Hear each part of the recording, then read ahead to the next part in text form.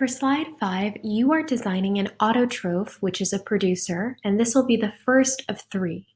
Slide 5 looks identical to slide 6 and 7. In each of these cases, you are designing a plant. Last week, when you were completing the Pear Deck and you learned about G2M4R, you learned that all living things metabolize nutrients, and plants are producers because they are self-feeding. They don't need to go out to a grocery store, purchase ingredients for food, come back, make all their food, cook it up, eat it, and then digest it. Plants have the ability to create that food themselves within their own plant body. So today, you will be creating a plant and designing it for your island. You'll start by coming up with a common name for your plant. You will then describe the habitat that your plant needs to survive in. Think about the habitats on your island. So where would your plant be found on the island? You're going to give the hours of sunlight that your plant needs to grow. And remember, these are things that you are making up that make sense for your island. You will also give the soil type. Here you could describe whether it's clay soil, sandy soil. Is it regular type of soil that we have outside? That's called loamy, L-O-A-M-Y. Is it an acidic soil? So you could say it's an acid. Is it a basic soil? Think about our soil testing. Does it have an NPK, a certain amount? Does it have a certain pH level? Is it neutral? So consider describing the soil type. It could be as simple as describing the soil as a location as well. Finally, you need to give one adaptation for your plant. An adaptation is a trait or characteristic that a plant, animal, or organism has that helps it survive in its environment. So this is something really specific, often a body part or a behavior that's going to allow it to survive something on your island. So let me show you some examples. So here's an example that a student created already. Their first plant's name is Cacti Bush. So that is their common name, and they explained how to pronounce it as well for fun. The habitat is mountains on their island. The hours of sunlight that this plant is receiving is 8 to 10 hours. The soil type here, the student kept it very simple and just called it volcanic soil. Now, the only thing that they have to modify is the one adaptation part.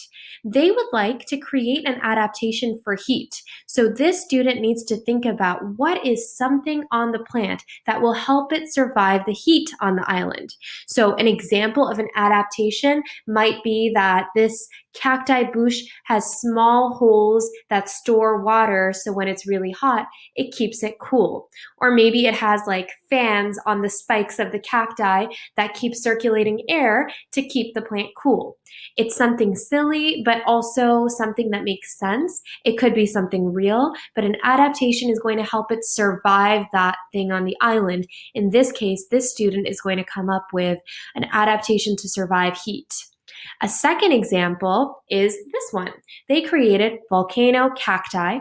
The habitat is a volcano, and it grows on a volcano. The hours of sunlight are 10 to 11 hours. The soil type is volcanic rock soil, and the one adaptation they need to create is for hot lava. So although it hasn't been listed here, and they will go back and fix this because they started working ahead early and they haven't even listened to this video yet, but an example of an adaptation that I'm just making up off the top of my head is, let's say that this plant, which is on a volcano, is experiencing a volcanic eruption. Maybe the spikes on this cacti will open up into umbrellas, so the lava, that hot lava from the volcano, will not come on the plant and protect it. So an adaptation is something that is allowing this plant to survive something on the island, in this case, hot lava from a volcano. So I wanted to show one more example. This student started working ahead even though this slide has not been assigned yet, and they started off by creating a common name for their plant. They gave the habitat, the hours of sunlight, And what I wanted to show you is for this section on soil type, they decided to focus on the NPK and pH. They said that the P was P3, so phosphorus levels or P3. The pH was 6.0, so acidic for sure.